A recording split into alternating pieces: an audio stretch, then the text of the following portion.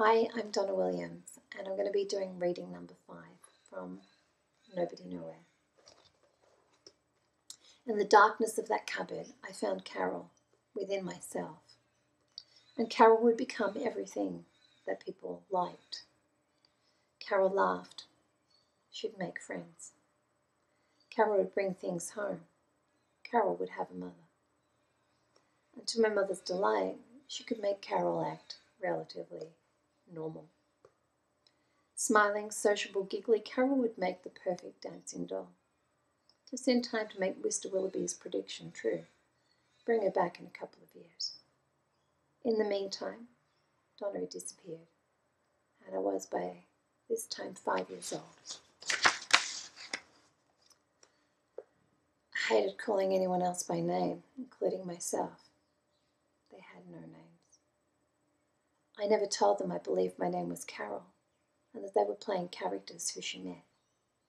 Fear of betraying this secret was fear of losing a grip on Carol's world. And it was that grip, that belief, which was the only way out of my inner prison of exposure anxiety. I had to create an ego that was detached from the self, that was shackled by crippled emotions. And this had to become more than an act. It had to become my life, and I had to reject all acknowledgement of having an emotional self. I had to reject all acknowledgement that there ever was a Donna. And I eventually lost Donna, but I became trapped in a new way. As Carol would strive for the unacceptable, social acceptance. In doing so, Carol would take the stage.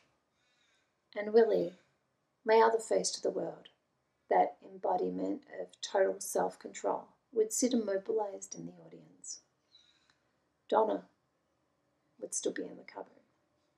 And when I was 22, in search of myself, I got into that cupboard and closed the door.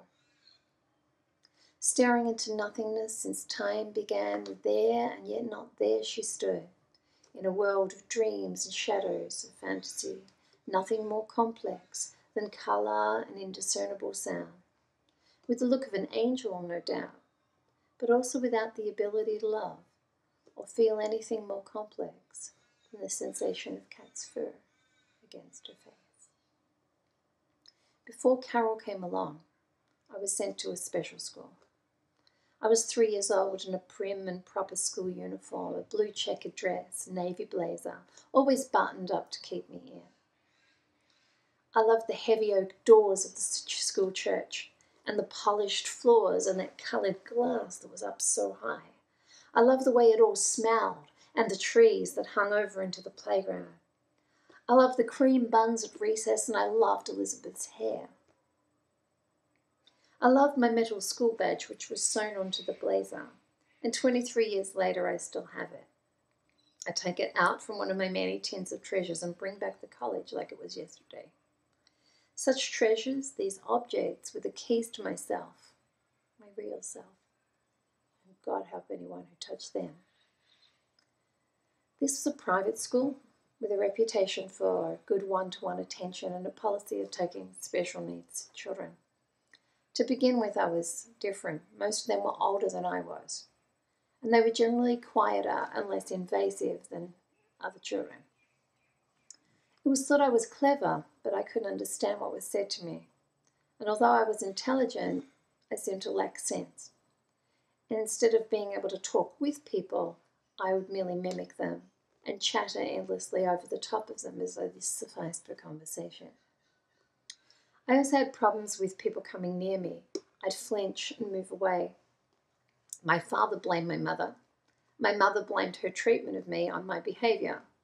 And my older brother, becoming more and more fed up with me, called me a spastic. I mirrored his obscene obsessions. Slap. I'd learned not to respond at all.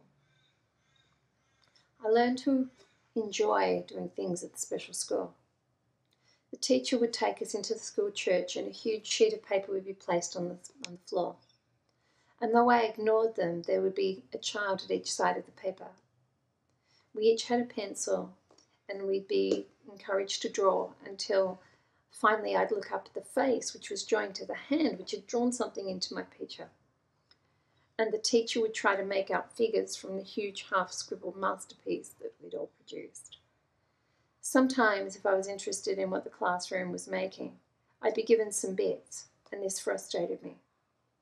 I didn't mind the drawing, but I hated trying to put things together to produce people and the like. I'd spend my time making these miniature worlds full of bits of coloured paper and fluff and things that I might get under or climb over if I could get down into there. And I'd put my face at the level of my masterpiece, looking into it like a cat looks into a mouse hole. I never liked to sit on chairs. I had restless legs. I couldn't keep still. And they always made it impossible to sit in a chair. I liked to feel the ground underneath me, and the more of me that was on it, the better. But one day, I got up onto the seat next to a big girl named Elizabeth. She was making a person out of cardboard cone and paper. And I was intrigued by Elizabeth's hair, which was pulled down into a long plait. I ran my hand down her plait, and she looked at me, and I was frightened by the way that her face was joined to her hair. I'd want to touch her hair, not her. And she told me her name was Elizabeth. It was the first time I could remember reaching out to touch someone gently, even if it was only her hair. My mother had picked me up from the special school, and had always waved goodbye to the building. One day I waved goodbye to it for good. I was told that a girl with cerebral palsy had hit me on the head with a rock. Perhaps she did. I was so oblivious to anything that didn't intrigue or disturb me that I didn't notice. I certainly don't think it hurt my feelings, physical or otherwise.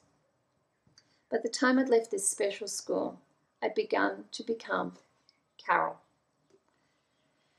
They'd make Carol speak to people, and so I learned to talk at them. People probably thought that the special school had done me some good, and probably had. It certainly did me no harm.